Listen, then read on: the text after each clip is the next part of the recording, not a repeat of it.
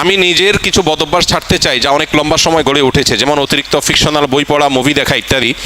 মাঝে মাঝে মনে হয় আমার মানসিকতা বিকৃত হয়ে গেছে, আগে যে স্মরণশক্তি ছিল তা নেই, মনোযোগ থাকে না, বিনা কারণে রাগ ওঠে, প্রোক্রাস্টিনেশন, সময়ের কাজ সময়ে না করা ও ডিপ্রেশনে ভুগছি। কিভাবে এসব থেকে পরিত্রাণ পেতে পারি? আধুনিক পৃথিবীর বেশিরভাগ মানুষ এই রোগে আক্রান্ত। যে ভাই প্রশ্ন করেছেন তিনি হয়তো নিজের কথা বলেছেন, বাকি হাকিকত হলো, বাস্তবতা হলো আধুনিক পৃথিবীর উল্লেখযোগ্য সংখ্যক, বরং বলা যায় নির্দ্বিধায় বেশিরভাগ মানুষ এই বিপদে আজ আক্রান্ত।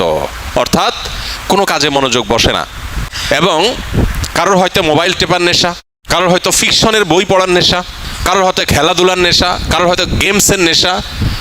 ডোপামিন এবং নেশা এগুলো আমাদেরকে আষ্টে পৃষ্ঠে বেঁধে ফেলেছে এবং আমাদেরকে জঘন্য রকমভাবে অসুস্থ করে ফেলেছে। এগুলো থেকে উত্তরণের জন্য আমাদের নানাবিধ উদ্যোগ থাকা উচিত।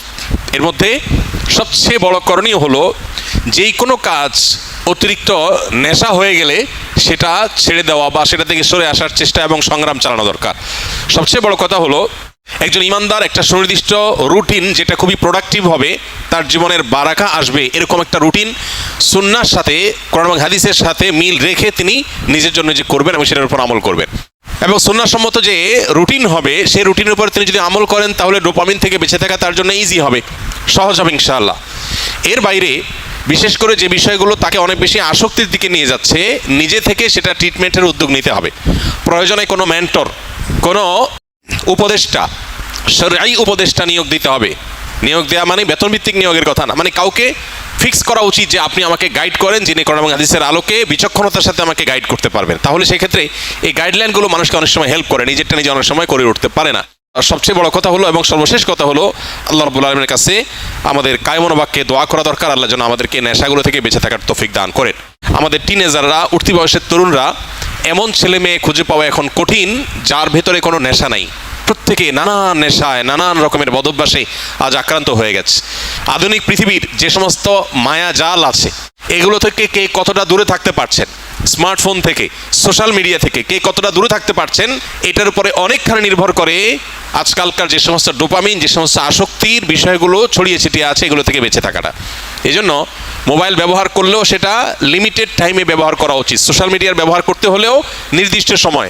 আজকাল অনেক অ্যাপ আছে যে নির্দিষ্ট সময়ের পর এটা লক হয়ে যাবে, সেগুলো ডাউনলোড করে আপনি লক করে ফেলেন। নিজের ব্যাপারে নিজের বিভিন্ন রকম বাইন্ডিংস আনেন। এটা ছাড়া আমরা কেউ আসলে রক্ষা পাবো না। আখিরাত তো শেষই, দুনিয়াও বরবাদ হয়ে যাচ্ছে। ঘরে ঘরে ডিপ্রেশন। বিশ্ব স্বাস্থ্য সংস্থার জরিপ বলছে 2030-এর পর গোটা পৃথিবীতে সবচেয়ে বেশি পরিমাণে যে রোগ ছড়িয়ে পড়বে, বেশি পরিমাণে যে রোগের রোগী গোটা পৃথিবীতে পাওয়া যাবে, সেই রোগটার নাম হলো ডিপ্রেশন। আমরা একদিকে দেখতে পাচ্ছি সুখের উপকরণ, নানাবিধ উপকরণ সুখের, এগুলো দিন দিন বাড়ছে। আবার অপর দিকে দেখতে পাচ্ছি পৃথিবীতে দুঃখী মানুষের সংখ্যা, ডিপ্রেসড মানুষের সংখ্যা, পেরেশান মানুষের সংখ্যা, পরিমাণ দিন দিন বাড়ছে। একদিকে আমরা দেখতে পাচ্ছি একটা চিত্র, সিনারিও, যে সুখের বিভিন্ন আইটেমগুলো বাড়ছে, কতভাবে মানুষকে সুখ দেওয়া যায়, দুনিয়াটাকে জান্নাত বানানোর বা একটা দামি জান্নাত বানানোর একটা চেষ্টা, কসরত আমরা একদিকে দেখতে পাই, যে কোনো ত্রুটি, কোনো কষ্ট যেন না হয় মানুষের, সব স্মুথ। এটা একটা সিনারিও। আর আরেকটা সিনারিও হলো প্রত্যেকটা ঘরে ঘরে, বড়রা তো আর বড়রা, মানব ইতিহাসে কখনো বাচ্চারা যেখানে ডিপ্রেসড এরকম ছিল না, এখন ঘরে ঘরে যত আধুনিক, যত উন্নত, যত অগ্রসর, তত বেশি বাচ্চাদের মধ্যেও ডিপ্রেশন বেশি পাওয়া যাচ্ছে, আত্মহত্যার প্রবণতা বাড়ছে। এটা আমাদেরকে বার্তা দেয় জাগতিক এই সমস্ত উন্নতি অগ্রগতির কোনো টুলস মানুষকে সুখী করতে পারে না। আল্লাহ বিজিক্রিল্লাহি তাতমাইন্নুল কুলুব, ঈমান এবং নেকামল ছাড়া, আল্লাহর কাছে আত্মসমর্পণ করা ছাড়া পৃথিবী সুখী হতে পারে না। মানুষ বহু কিছুকে ট্রায়াল করবে, কিন্তু তাকে ব্যাক করতে হবে দিন শেষ ইসলামের দিকে। আল্লাহ তাআলা আমাদেরকে বুঝার তৌফিক দান করুন। নামাজে দাঁড়ালে মাথায় অনেক উল্টাপাল্টা বাজে চিন্তা আসে, যা অন্য সময় মনে পড়ে না। নামাজে মনে স্থির করতে পারি না। অনেক সময় মনে হয় আমার ভেতরেই কোনো এক অস্তিত্ব আমাকে নামাজে মনোযোগী হতে দেয় না। আমি চাই সে অস্তিত্ব যেন না থাকে। কিভাবে সম্ভব? ভাই, নামাজের মধ্যে যখন দান এবং এরকম যখন পরিস্থিতি তৈরি হয়, তখন তো বোঝাই যায় যে শয়তান এখানে কাজ করছে। অন্য কোনো সময় মনের ভিতরে এত ওয়াসওয়াসা আসে না, অন্য কোনো কাজের প্রতি এত অনীহা আসে না, নামাজে কেন আসে? তাহলে বুঝতে হবে যে এখানে শয়তান অ্যাক্টিভ হয়ে গেছে। একজন ইমানদার এই ধরনের পরিস্থিতিতে আল্লাহর প্রতি ঈমান তার আরও বেড়ে যাবে। এক সাহাবী এসে জিজ্ঞাসা করেছিলেন, ইয়া রাসূলুল্লাহ, আল্লাহ সম্পর্কে আমার মনের মধ্যে বাজে চিন্তা আসে, আমার পেরেশান হয়। তখন নবী করিম সাল্লাল্লাহু আলাইহি ওয়াসাল্লাম বলেছেন, যাকা নাফসুল ঈমান, এটাই তো ঈমান। তোমার মনের মধ্যে আল্লাহ সম্পর্কে বাজে চিন্তা আসছে, তোমার খারাপ লাগছে, তার মানে শয়তান তোমার ঈমান হরণ করার চেষ্টা করছে, তুমি লড়াই করার চেষ্টা করছো, তোমার ভিতরে ঈমান আছে যে এটা বোঝা যাচ্ছে এখান থেকে। তো নামাজের মধ্যে বাজে চিন্তা আসাটা, কোরআন যে প্রতি পাতায় পাতায় শয়তানের অস্তিত্বের ব্যাপারে আমাদেরকে সতর্ক করেছে। আল্লাহ যে বলেছেন আমাদেরকে যে ফাত্তাখিযুহু আদুওয়া, শয়তান তোমাদের শত্রু, তাকে শত্রু হিসাবে গ্রহণ করো। আল্লাহ যে বলেছেন আদু মুবিন, সুস্পষ্ট শত্রু, যার শত্রুতা আমরা অনুভব করতে পারি, নামাজের আলী টের পাই যে সে অ্যাক্টিভ হয়ে গেছে, কাজ শুরু করে দিস। তাহলে আল্লাহর প্রতি ঈমান আরো বেড়ে যাবে এবং শত্রুতা থেকে বাঁচার জন্য আল্লাহর কাছে আশ্রয় আরো বেশি মনে মনে কামনা করবো। ইনশাআল্লাহ বিদিল্লাহ, এর মাধ্যমে আল্লাহ তাআলা আমাদেরকে হেফাজত করবেন। এরপরে যদি ইচ্ছার বাইরে কারো মনের মধ্যে এরকম কিছু চলে আসে যেটা তার নিয়ন্ত্রণে না, সে চেষ্টা করবে সরায় আনার জন্য। এটুকু হলে ইচ্ছার বাইরে যেটুকু মন নামাজের বাইরে চলে গেছে, এর কারণে গুনাহ হবে না।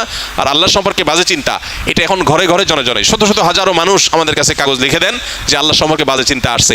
যে পরিমাণ শিরক হয়, যে পরিমাণ শয়তান অ্যাক্টিভ হওয়ার মতো কার্যক্রম আমাদের সমাজে চতুর্পাশে হতে থাকে, এর দ্বারা আমরা প্রভাবিত হই, যার ফলশ্রুতিতে আমাদের ঈমান হরণ করবার প্রতিনিয়ত চেষ্টা করে শয়তান এবং তার দোসররা। এই জন্য আল্লাহ তাআলার কাছে পানা চাইতে হবে। বিশেষ করে এই ধরনের চিন্তা যখন আসে, নবী সাল্লাল্লাহু আলাইহি ওয়াসাল্লাম শিখিয়েছেন বাম দিকে 3 বার প্রতীকী থুতু, মানে শুয়ের আগার মতো ফোঁটা মতো এরকম থুতু 3 বার বাম দিকে ফেলা, এবং সেই সাথে আউযু বিল্লাহি মিনাশ শাইতানির রাজিম, শয়তান থেকে আল্লাহর পানা চাওয়া, এবং আমানতু বিল্লাহি ওয়া রাসূলিহি, এভাবে পাঠ করা। এগুলোর মাধ্যমে ইনশাআল্লাহ শয়তানের ওয়াসওয়াসা থেকে মুক্তি লাভ করা যাবে। এটা নামাজের বাইরের কথা বলেছে। নামাজের মধ্যে আল্লাহর কাছে মনে মনে পানা চাইবেন এবং শয়তানের সাথে সংগ্রাম করে নামাজের দিকে মনোযোগ দেওয়ার চেষ্টা করবে, এটাই যথেষ্ট ইনশাআল্লাহ। আবু বকর সিদ্দিক লিখেছেন, ইউটিউব, মেটা ও সোশ্যাল মিডিয়া থেকে বিজ্ঞাপনের মাধ্যমে টাকা ইনকাম করা কি হালাল হবে? এ বিষয়ে আমরা বহুবার উত্তর দিয়েছি। যারা এখানে প্রশ্ন করেন, স্কিলের ভাইরা বিশেষ করে, মেহরবানি করে আগে দেখবেন এই বিষয়ে আগে কোনো উত্তর আছে কিনা, থাকলে সেটা দেখে নেবেন, অযথা এখানে সেটাকে যেন রিপিট করা না লাগে। সোশ্যাল মিডিয়াতে অ্যাডসেন্সের মাধ্যমে এভাবে উপার্জন করা জায়েজ নাই।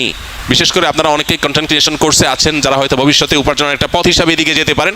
এটাকে কোনো উলামা ইকরামই জায়েজ বলেন না। বিকজ প্রথমত আপনার চ্যানেলে বা পেজে আপনি যখন মনিটাইজেশন করবেন, তখন যে অ্যাডগুলো আসবে এগুলো সবগুলো আপনার নিয়ন্ত্রণে না। কিছু ক্যাটাগরি আপনি ফিক্স করতে পারবেন, বাকি সবগুলো আপনার নিয়ন্ত্রণে না। ফলে এখানে মিউজিক থাকতে পারে, হারাম কোনো প্রোডাক্টের অ্যাডভার্টাইজমেন্ট হতে পারে, এখানে হারাম কিছু থাকতে পারে যেটা শরীয়ত অ্যালাউ করে না, সেটা আপনার চ্যানেলে অ্যাড চালিয়ে আপনি টাকা উপার্জন করছেন, যেটা সুস্পষ্টভাবে গুনাহ। অর্থাৎ একটা হারাম জিনিসের প্রচার করে আপনি টাকা নিচ্ছেন, বা একটা হারাম অ্যাডভার্টাইজ দেখায় মানুষকে গুনাহগার বানায় আপনি টাকা নিচ্ছেন, তো এটা তো জায়েজ হবে না। এখন প্রশ্ন হলো, আজকাল এই সমস্ত সোশ্যাল মিডিয়াতে বাধ্যতামূলক আপনার অ্যাড চালানো হয়। আপনি অ্যাডসেন্স, আপনি মনিটাইজেশন অন করেন বা না করেন, তারা অ্যাড দেখাবে। এটা যদি হয়, তাহলে সেক্ষেত্রে আমরা বলি, যদি এরকম হয় তাহলে সেক্ষেত্রে যে টাকাটা আসবে সে টাকাটা আবার বুস্ট ইত্যাদি করে যেভাবে আসলো সেভাবে খরচ হয়ে গেল, নিজে ভোগ করলেন না। অর্থাৎ যারা দিল তাদের কাছে চলে গেল, অ্যাডটা দেখানোটা আপনার নিয়ন্ত্রণে নাই, তারা ইচ্ছাকৃত বা জোরপূর্বক দেখাচ্ছে, তাদের ব্যাপার এটা। আমরা বিভিন্ন কবিরাজের কাছে তাবিজ কবজ নিয়ে থাকি, এগুলো ব্যবহার করা কি জায়েজ ইসলামের শরীয়তের দৃষ্টিকোণ থেকে জানাবেন প্লিজ। প্রথম কথা হলো যে নবী করিম সাল্লাল্লাহু আলাইহি সাল্লামের এক্ষেত্রে চিকিৎসার পদ্ধতি ছিল হলো ঝাড়ফুঁক, তিনি ঝাড়ফুঁক দিতেন। অতএব ঝাড়ফুঁক দেওয়ার এই আমলটা আমাদের করা দরকার এবং এই অভ্যাসটা বাড়ানো দরকার। সাহাবীদের মধ্যে কেউ সূরা ফাতিহা লিখে ঝুলিয়ে রেখেছেন, এটি সাব্যস্ত হয়। এই জন্য অনেক উলামা ইকরাম বলেন, শেফার নিয়তে বিশেষ করে বাচ্চারা যারা পড়তে পারে না, এদেরকে যদি কোরআনের কোনো আয়াত, হাদিসে বর্ণিত কোনো দোয়া লিখে ঝুলিয়ে দেওয়া হয়, সেটা জায়েজ আছে।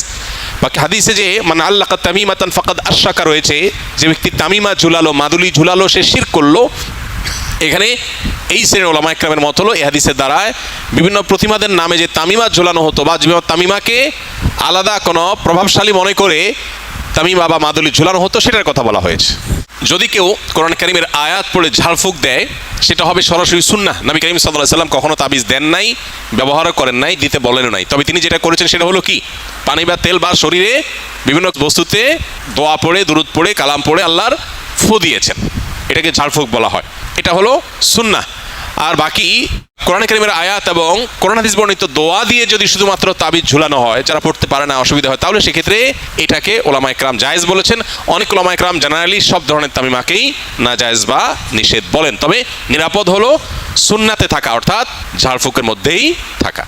বাকি তাবিজ কবজে আজকাল দেখা যায় বিভিন্ন নাম্বার লেখা, নাম লেখা, শয়তান টয়তান ইত্যাদি লেখা, এগুলো নাজায়েজের ব্যাপারে কারোর কোনো দ্বিমত বা ভিন্নমত থাকার কোনো কারণ নাই। অনেকে অনেক বিভিন্ন রকমের ওই যে কাঠের গুঁড়ি, চামড়া ইত্যাদি কেটে ঝুলে রাখে, এটা লাগালে উপকৃত হবে, এরকম একটা বিশ্বাস থাকে। এটা বৈজ্ঞানিকভাবে বা অভিজ্ঞতা দ্বারাও প্রমাণিত না, আবার কোরআন হাদিসের আলোকেও প্রমাণিত না। বিধায় এই বিষয়গুলো সন্দেহাতীতভাবে